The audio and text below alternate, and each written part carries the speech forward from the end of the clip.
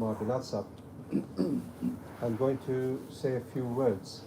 I sincerely hope that it benefits every single one of us, and Allah subhanahu wa ta'ala make it a means of goodness for us in this world and the world of the hereafter. Hazrat Marbilazab just told me to say a few words about my own educational journey. So what I would like to mention is that Alhamdulillah, with Hazrat Maulana Abdul Raheem Sahib, your Shaykh, our Shaykh, and the Shaykh of many, we studied in Darul Bari in the 80s, and I graduated in 1986. And after I graduated, like with many of us, we would consult our late Shaykh Hazrat Maulana Yusuf Mutala Rahmatullah alayhi is what we need to do. So initially, he said to me, one of the most prominent communities in the whole of UK is the community in Glasgow. And I'd like you to go there because there's lots of prominent people, business people, and if we have somebody from our institute that is based there, hopefully, inshallah, we could get them to come towards Deen. He always had this worry for Deen. Nevertheless, Azad then decided that it would be more appropriate for myself and others to go into another country. And what we did, Alhamdulillah, in 1986, together with Hazrat Maulana Salim Durad Sahab, we all went to Egypt, where we were able to enroll in a degree program, and within a couple of years, we completed a BA in Islamic Studies, and we specialized in the faculty of Hadith. So, Alhamdulillah, after a couple of years, because we had this agreement between Darul and Al-Azhar University, there was a validation that we were able to complete our degree program within 2 years. So, Alhamdulillah, in 1988, I was able to have a degree in Islamic education, which was recognized within the secular world. When I came back, I again consulted Hazrat Maulana Yusuf Sahib. And you've got to remember the environment during those days. It wasn't the same as it is today. Going to a university was looked down upon, especially within the European context, within the British context, because of the nature of the universities, and our ulama, our people weren't accustomed to accepting ulama going there. So then when I consulted him again, he said, I want you to complete your educational process, and I'd like you to enroll at one of the universities in the United Kingdom. So what I did was apply to a university known as SOAS. It's very renowned. It's one of the most important institutions in the Western world in relation to Islamic studies. And just in the UK, for your information, this is just for your knowledge, there are 46,000 Islamic manuscripts which still needed to be digitized. Other hundreds and thousands have been digitized. There are still 46,000 Islamic manuscripts in either libraries or universities around the UK that still need to be digitized. And this project, which has been taken on by the Bin Laden family, it is worth more than 300 million euros. And what they want to do, they want to digitize every single Islamic manuscript in the entire world.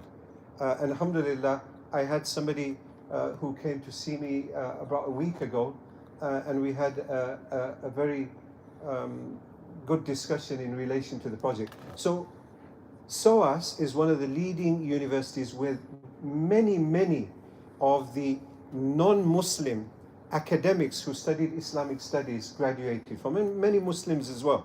So then I put my application in, and when I put my application in, they didn't accept me onto the MA program. They said, you have got to do an access course. I did an access course, and then the following year they allowed me to enroll into the MA program. This was about 1991. After completing that, I thought I was ready to go into the world and start to teach, start to work in madrasa, start to work in masajid, start to carry out my profession. Hazrat Rahmatullah Ali said that you can do that, but at the same time, I want you to enroll into a doctorate program. So then, at that time, he didn't advise us to go into different disciplines. At that time, he advised us to go into the field of Islamic studies. So what I did was I did a lot of research, and I thought to myself that doing an Islamic studies research within a Western context might be challenging because you've got to be critical in your analytical thinking, in your analysis, in your evaluation. So I was very influenced by a late scholar that many of our ulama might not know of. His name is Mustafa Azmi. He's now Rahmatullahi alayh. He was awarded a PhD in Cambridge in the late 60s, and the title of his work was Studies in Early Hadith Literature. And in that, what he did was he refuted the views of all the leading Orientalists, the non-Muslim Islamic studies specialists, and he refuted them in every point, and he was awarded a PhD from Cambridge University. And the foreword of his book is written by somebody by the name of Professor Arbery. And Professor Arbery is one of the leading scholars within the non-Islamic, non-Muslim scholarship. So he has written an introduction praising this work, and it is a masterpiece in its field.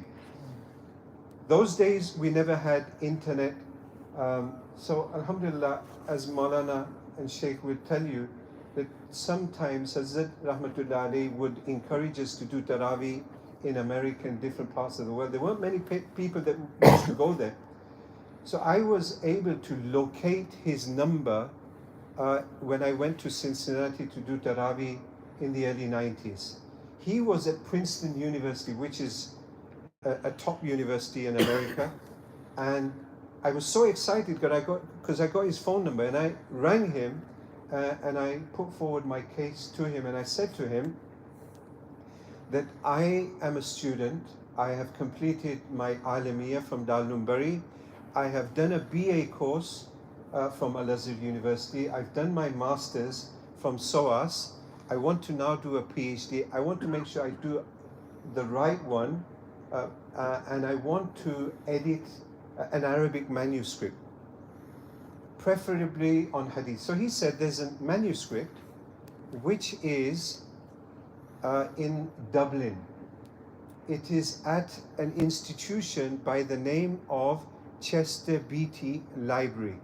Now, Chester Beatty Library, I'll just tell you very, very briefly, and I know we don't have much time. Chester Beatty was a friend of President Roosevelt of the United States of America.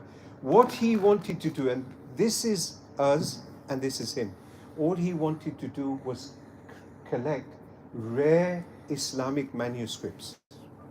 And he had so many Islamic manuscripts handwritten by the authors themselves that his collection became so vast and so large in London that he had to move everything to Dublin in Ireland, and it became a national monument.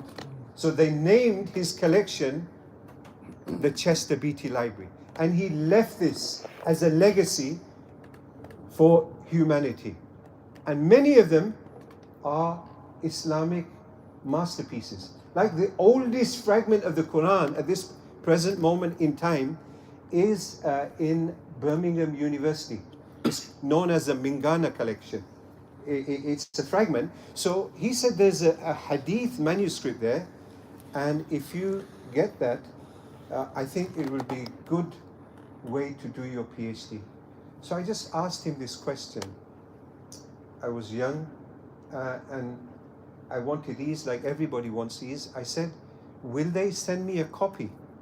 So as soon as I said that, he became very angry, and he said, you call yourself a student of knowledge, a student of hadith?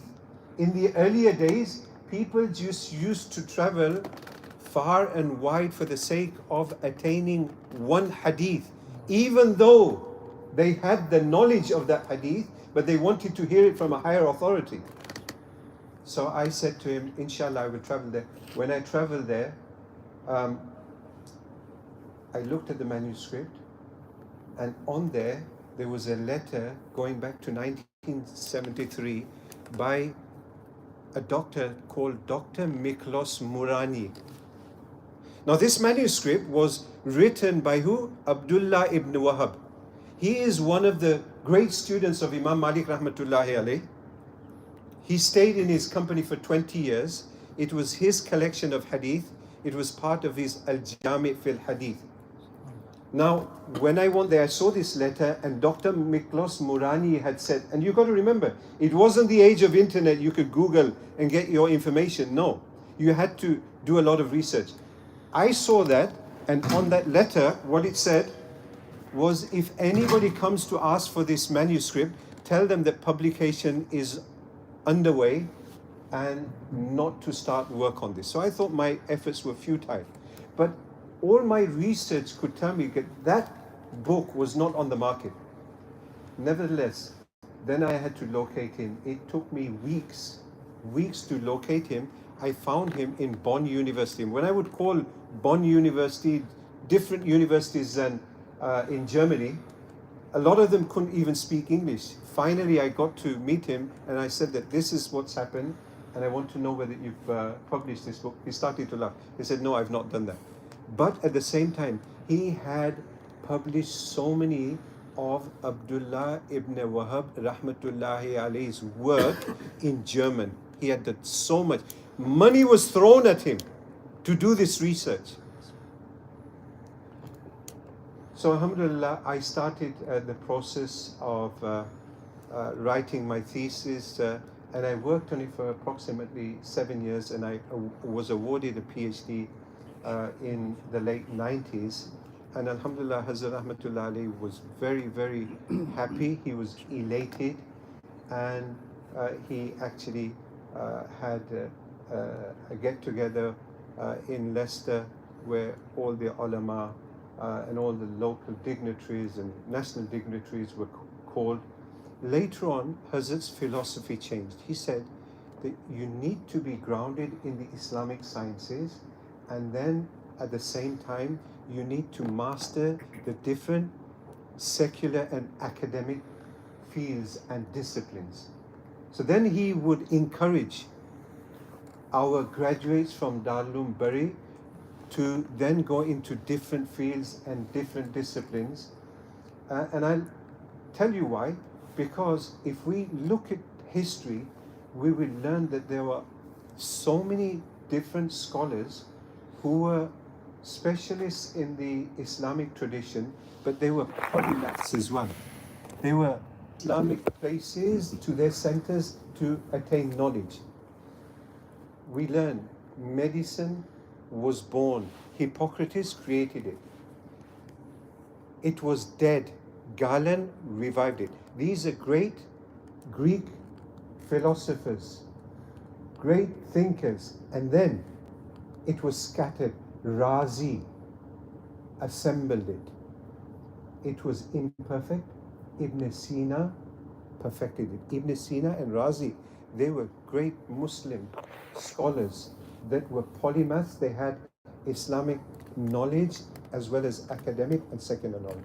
So what you need to understand, alhamdulillah, you've got this wonderful opportunity to ground yourselves in the Islamic traditions. And that's what you are doing here. But at the same time, you can also complement this knowledge that you have by specializing in different fields. And I don't know whether you are, you probably are. You can go into the field of science, you can go into the field of medicine, computing, whatever. And inshallah, you will then be able to contribute positively to modern 21st century Britain. May Allah subhanahu wa ta'ala give you barakah and blessings in everything that you do. May Allah subhanahu wa ta'ala give Hazrat a lot of strength and sincerity in whatever he does. And may Allah subhanahu wa ta'ala accept all his efforts and all his institutions.